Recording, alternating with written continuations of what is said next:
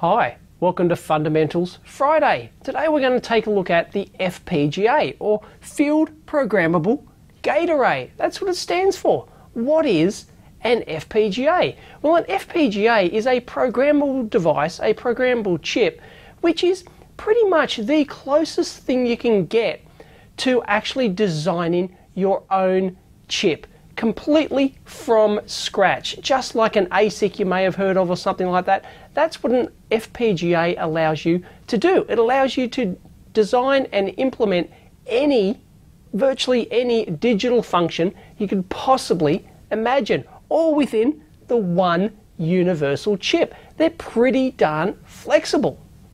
Now, the big difference between an FPGA and virtually every other chip you can buy on the market is that the FPGA doesn't do anything. It has no intended function when you actually buy it. Unlike, say, a microcontroller, it's actually a computer built in. The logic is all hardwired in there, and it can actually do something useful. All it needs is a program. Well, an FPGA can't even do that. You apply power to this thing, and it's just going to sit there. It's not going to do anything at all. They are completely stupid. But they make up for that with their extreme flexibility, allowing you to design anything you can imagine in the digital domain. They can't do analog, digital only, but in the digital domain, you can program it into one of these FPGA chips. If you want to turn an FPGA into an AVR microcontroller or a PIC microcontroller, you can do that. If you want to turn it into a digital signal processor, you can do that. If you want to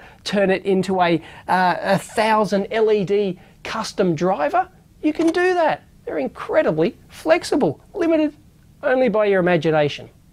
So how do they do this? Well, they do it by containing thousands, tens of thousands, hundreds of thousands, or even more of individual logic elements. Let's call them CLBs, or configurable logic blocks. They go under various names depending on the vendor, and we won't go into that. We'll call them CLBs, configurable logic blocks, that can implement pretty much any basic function you can imagine. And because there's so many of them, thousands, tens of thousands, hundreds of thousands, you can configure them in any way you like to perform any complex or even simple digital function. And those configurable logic blocks sit inside these red lines here, this matrix of interconnecting lines. They're basically exactly that. They're just metal interconnects inside the chip that you can join up in any configuration possible. So you might want to join this logic block over to this one, and then to these I/O pins all over the place to implement whatever function you program into this thing. So they're often called like a sea of gates, for example, because they're just all these configurable gates sitting on a sea of interconnecting logic. And well, that's a bit of an old term, because these CLBs, configurable logic blocks or logic elements, are more than just individual gates. They're pretty smart in their own right. Now, in theory, the most powerful and flexible FPGA or configurable logic chip you can imagine would contain millions of NAND gates and, an infinite network of all these interconnect lines to join them all together. Because if you remember your basic digital logic theory, a NAND gate, if you have enough NAND gates, you can create anything. You can create a microcontroller, you can create 100 microcontrollers, or a DSP, or any function you like to do anything just from NAND gates. Unfortunately, those chips do actually exist. They're called gate arrays, and well, they're not that much used anymore. Similar sort of concept. These FPGAs, or Field Programmable Gate Arrays, with their more complex configurable logic blocks, have taken over from that, because in theory, you could have all these configurable NAND gates in there, but you just simply run out of room. It's too complex. You can't have an infinite network of all these traces crossing everywhere, plus an infinite number of gates in there, and have them all configurable in every orientation. You would quickly run into a routing, just like routing a PCB, you'd run into a routing nightmare within the FPGA, and in the end it'd just choke on itself and you wouldn't be able to do anything.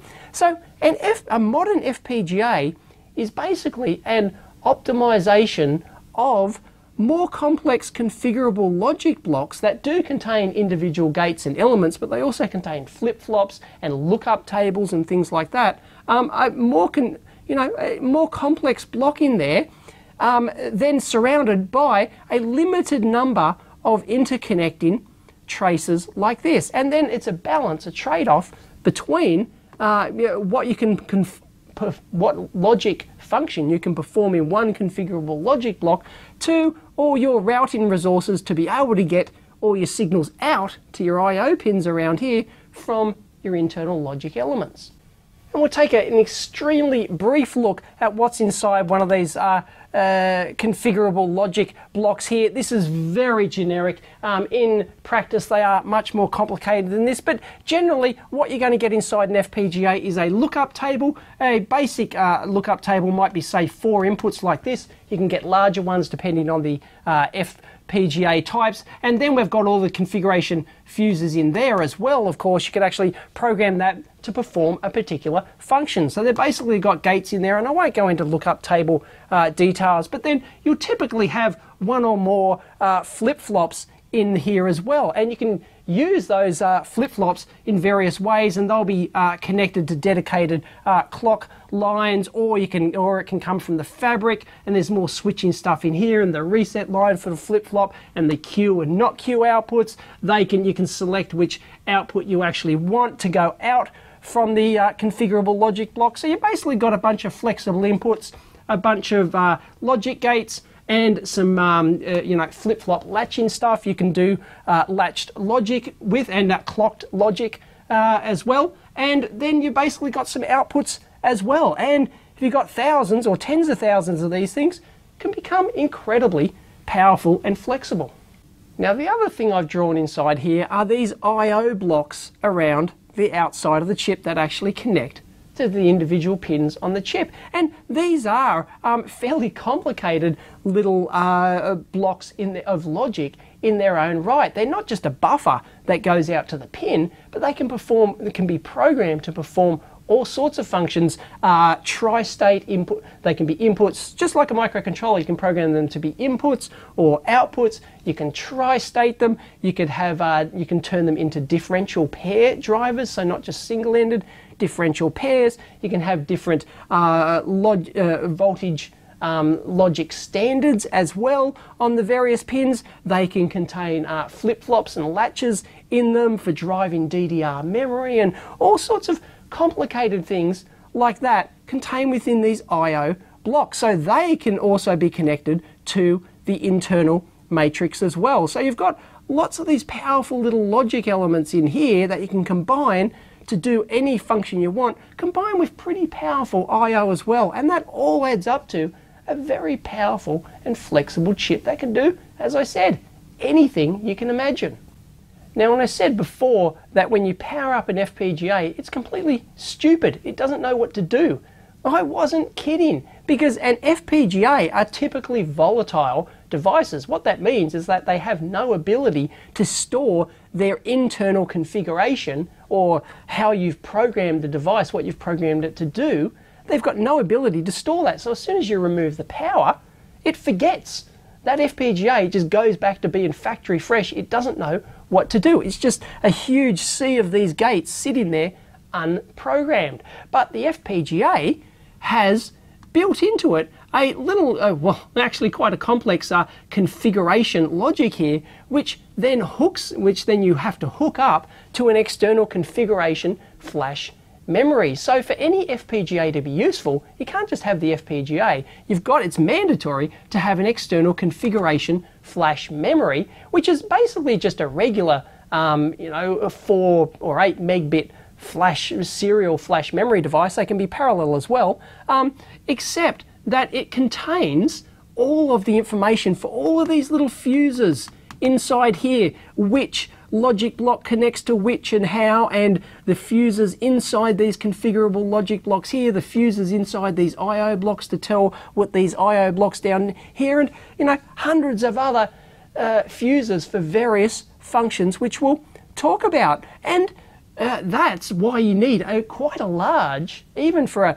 sort of a cheap medium a smallish FPGA, you really need quite a large flash memory because there's a lot of fuses inside here which have to be programmed. And when I say fuses, they're not fuses like flash fuses. They don't permanently store it. They're actually just transistors or latches that just switch on and store the function for that particular bit. But you can think of them as fuses, except when you turn off the power, boom, they're gone. The FPGA forgets absolutely everything. So when you turn on an FPGA, it doesn't know what to do, but this configuration logic up here, when you first switch it on, automatically knows, well, okay, power's just switched on, I need to load the data from the external flash memory here and program in all the fuses, and that can take, seconds sometimes to do. So FPGAs are not instant on. They do take some time to boot up and to configure all of their logic. So what are some of the advantages of FPGAs? Why would you want to use them? Well, let's take a look at a few. You can, as I said, you can do anything in the digital domain you could possibly imagine. You can turn it into a microcontroller, you can turn it into a, say, Cray supercomputer, you can drive a custom controller to drive 1,000 LED matrix cube or anything like that. You can do anything, really, anything. It's amazing. They're also super fast, and some of the, even the basic FPGAs have I/O blocks and serial functionality, which we'll get into. They can go into the the gigabits per second region. They have transceivers built in that can actually do, gigabits per second serial decode and stuff like that. Incredibly quick. Now, if you compare that to, say, a microcontroller, for example, even a really fast modern processor like the ARM used on the Raspberry Pi, you might be able to toggle the I/O pin at 100 megahertz or something like that, but really, you're bottlenecked by the processor. You can't do any serious processing, on 100 megahertz input signal, for example. Well, with FPGAs, that's not a problem at all, because you can dedicate the logic in here to just do that, and that'll come down into this massively parallel thing advantage at the moment, to do a specific function on just an I/O signal that you want. So if you've got an input signal coming in and you want to do some really fast processing of it in effectively real time and shoot it out another pin, well, you can dedicate a part of the FPGA to do that. Incredibly flexible from a speed point of view. Now, as their name suggests, they're field programmable. They're FPGAs. How does that differ from a microcontroller, which you can reprogram, you can reflash in the field? Well, this is different in that it's not just a fixed processor. In fact, it doesn't contain a processor at all unless you program one in there. But so you can change anything in your design at all. So let's say that you design your custom product and you used a microcontroller, for example, and then you put it out in the field and you went, oh no, I've got to change something and I don't have enough power or processing capability left in my processor to do it, or it's not flexible enough to do this or that. Well, with an FPGA, if you ran your processor inside the FPGA and you had enough resources left over, when your product's gone out in the field, you can go, oh look, I needed a FIR filter or something like that to be implemented between this pin and this pin. Well, you can just reconfigure it anything you want. If you've got enough space left in there, no worries, you put a FIR filter in there, or a PID, you can tweak PID controllers or do whatever you can possibly imagine. So they're more powerful in that respect than a field programmable microcontroller, because they're not just a processor, they're not just a microcontroller, they can do anything, as we said, anything at all. Now, we talked about the massively parallel thing, and this is one of the huge advantages of FPGAs, and one of the main reasons why you would choose them over a microcontroller for certain projects. Because if you take your basic microcontroller, it's effectively a bottleneck. Everything has to run through that processor call in sequence. You got your individual line of code, you execute each instruction code one by one, and you have to rely on doing that fast enough. Even if you've got a real-time operating system, it's not really real-time. You can't process these 10 pins at the exact instant that you're processing these 10 pins up here and toggling these outputs here. It doesn't happen. But with FPGAs, you can, because all these logic blocks in here are completely configurable, completely separate. So you can be processing these pins down here and outputting something over here at the exact instant that you're processing these pins up here and outputting something else over here. And you can do that, if you've got enough I/O pins and enough logic blocks, you can do that hundreds and hundreds of times, so you can be processing hundreds of things in parallel. Take, for example, an analog to digital converter. If you had 50 channels of ADC data coming in, you had an external ADC chip, of course, because these are only digital, they can't do anything in the analog domain. Well, if you've got all this data coming from 50 analog to digital converters, 50 channels, and you wanted to process that all at once, well, you can, have a 50 channel sample and hold, and then you process it to do it all. Well, there's a real bottleneck, speed bottleneck there. But in an FPGA, you can have a particular bunch of logic blocks dedicated to that one channel. And then you can just duplicate that 50 times, or 100 times, or 500 times inside your FPGA. Because remember, we've got hundreds, sometimes hundreds of thousands of these logic blocks to play with. Fantastic. So that is the massively parallel advantage of FPGAs. If you want to do a whole bunch of processing all at once in parallel, then FPGAs are what you want to use over a microcontroller. And that brings us to one of the final advantages, the high I/O count. FPGAs specialize in high I/O count applications. In fact, the development of FPGAs is really just pushed towards that high pin count capability, and it's actually quite difficult to get a decent FPGA. And by decent, when you talk about a decent FPGA, you're talking about how many logic blocks effectively it's got.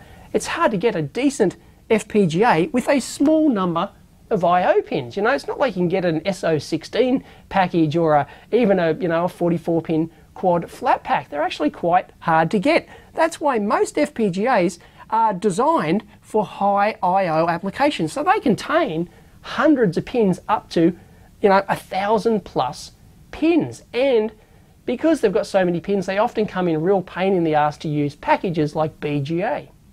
So if you want to drive, for example, some huge LED matrix, you had a 100 LEDs by 100 LED matrix or something like that, you can do it with a microcontroller and a whole bunch of external 74HC595 latches or something to latch the individual rows and columns and all that sort of thing. And that's sort of the traditional way to do it. But then, as I said, you come into that real speed bottleneck. The processor has to drive all that incredibly quickly just to get 25 times per second updating on your LED matrix display. Well, FPGAs can do all of that in parallel because they've got hundreds of I/O pins, or you can choose one with hundreds of I/O pins.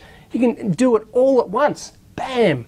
Straight in there. So that's the huge advantage over microcontrollers. So these FPGAs sound fantastic, right? Why doesn't everyone use them? If they're so fantastic, you can program them to do absolutely anything. Why are they not in every single product and every hobbyist toolkit? Well, there's lots of disadvantages, and I probably haven't even listed them all. Let's go through them.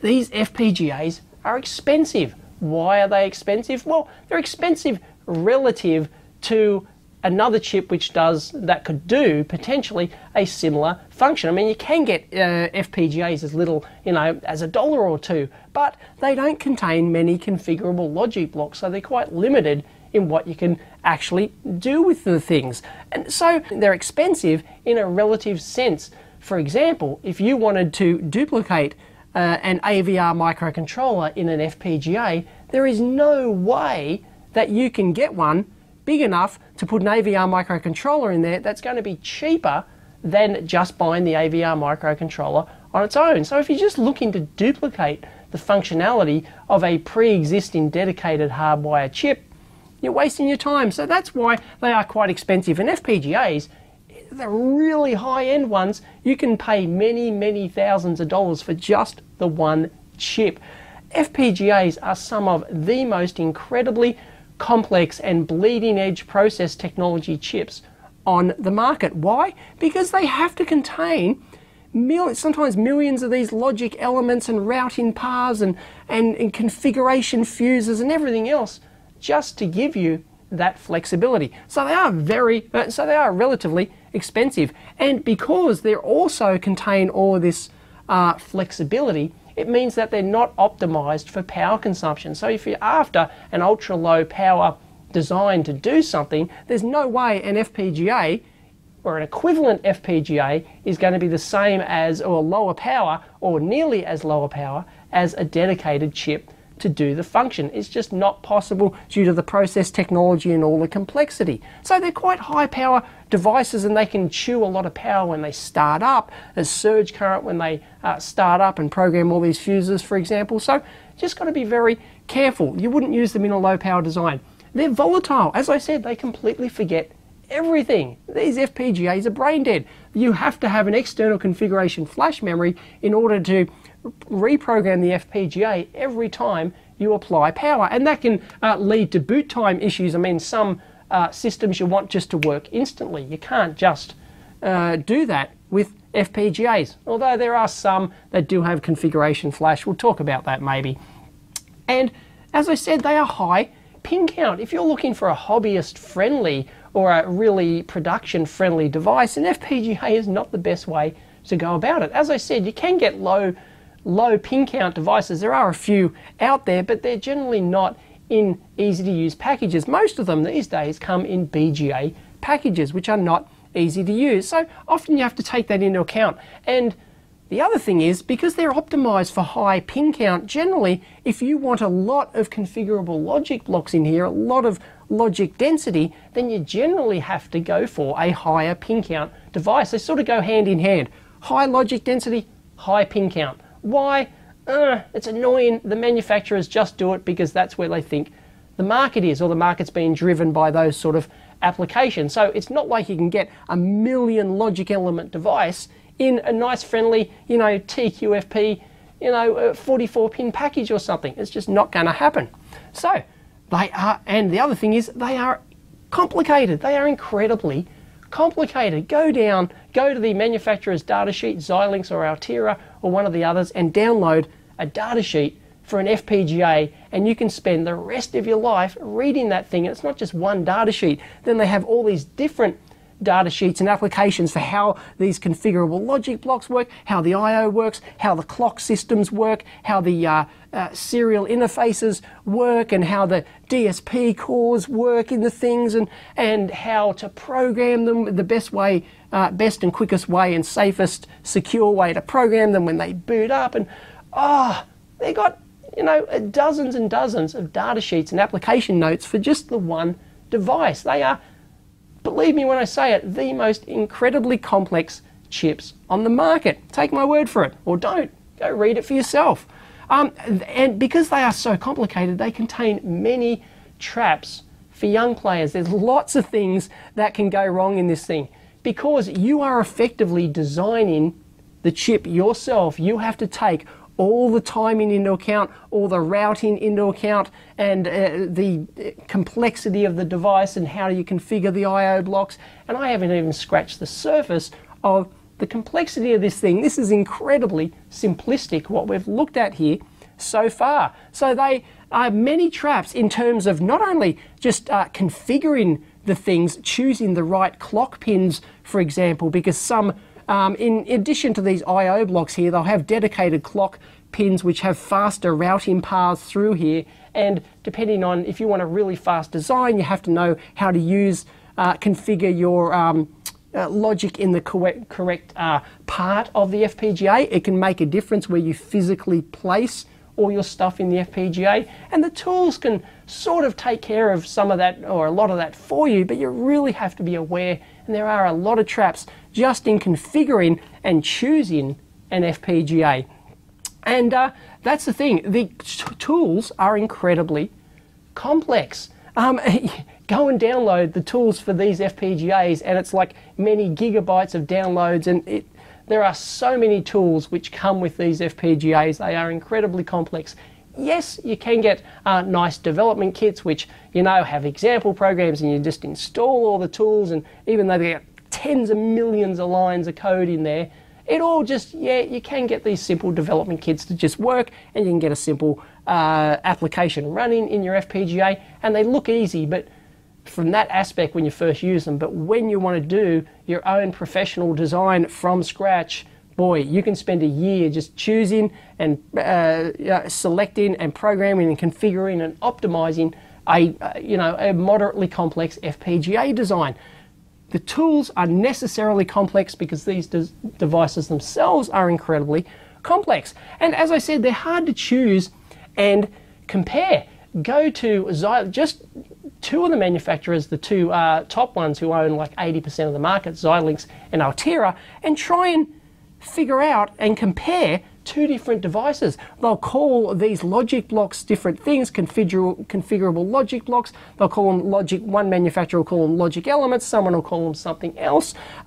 They can contain different number of lookup tables in them. They might use terms like system gates and all sorts of stuff which confuse the issue, and they don't have, the industry does not have common terminology for the architecture inside these FPGAs. The manufacturers all have their own architecture terminology. The architectures are entirely different, the terminology is entirely different between manufacturers, and just being able to choose between, you know, you take advantage of the fact that it's simple to compare microcontrollers, for example, between PIC and Atmel, right? Yeah, one contains, you know, X number of ADCs of 10 bits, it contains 2 UARTs, it contains X timers, and, you know, they're all fairly generically similar, but FPGAs, totally different. So good luck trying to choose and compare not only between manufacturers, but choosing the correct size device for your project. Because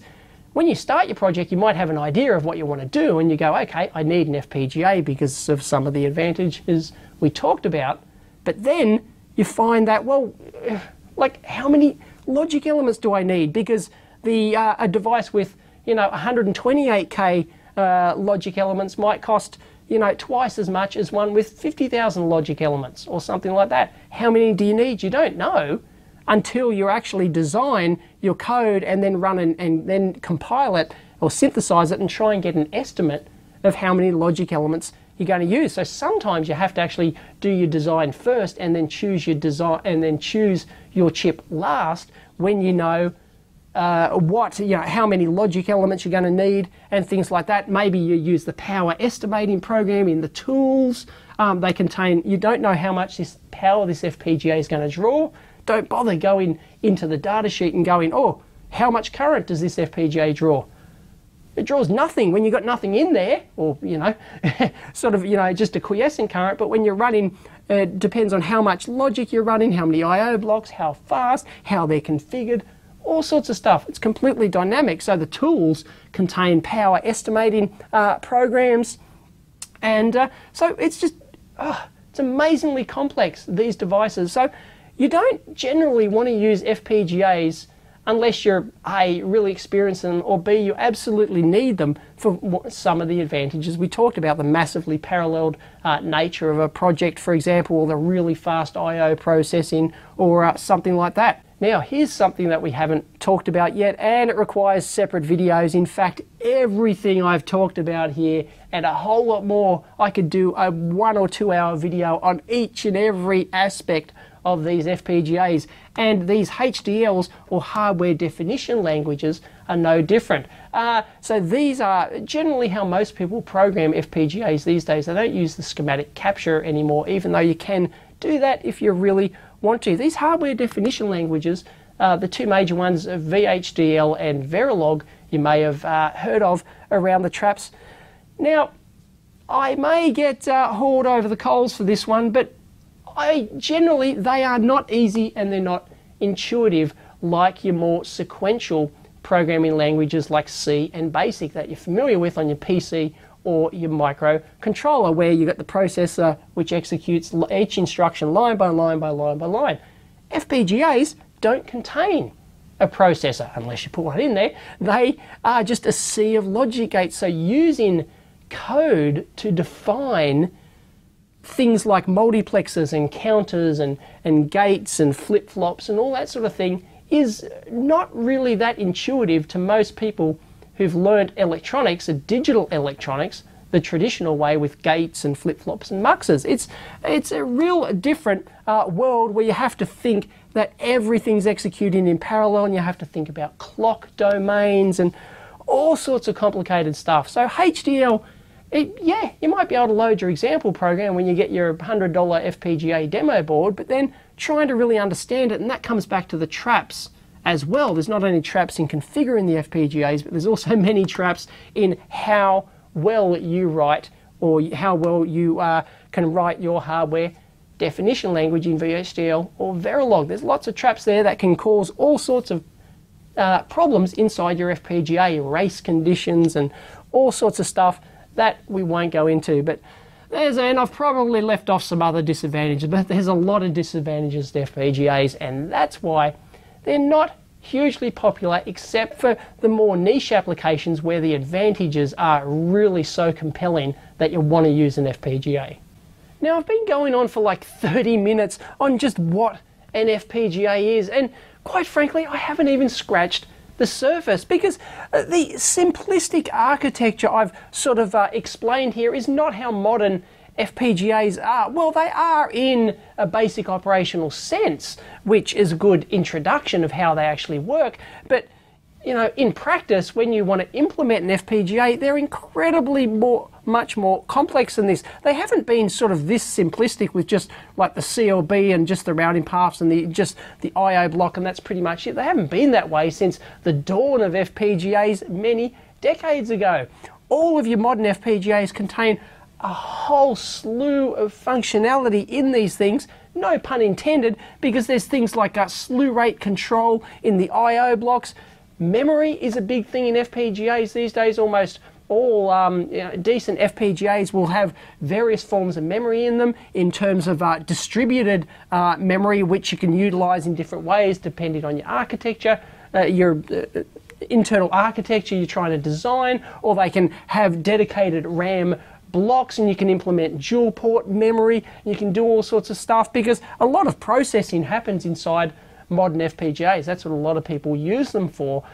So they'll even contain, these days, the manufacturers realize, well, people were all implementing what's called these soft processor cores, which means you might get like a NIOS core, which is, or the manufacturers have their own types of, you know, 8, 16, 32-bit or more processor cores. You can just drop them in there, and they're a soft core, soft because you can just configure it sort of anywhere within the FPGA you want, as well as a lot of other functionality. But a lot of manufacturers, they're going, well, a lot of people use these cores and they use other functions within the FPGA, basic stuff like might be an Ethernet controller, for example. So they go, okay, well, let's put hard logic inside these FPGAs as well. So they'll embed like an ARM processor, and that's actually not in the FPGA fabric. It's not a soft function, it's a hard function. So it's, you know, they might have a little ARM processor over here, or a couple of them, and they might have,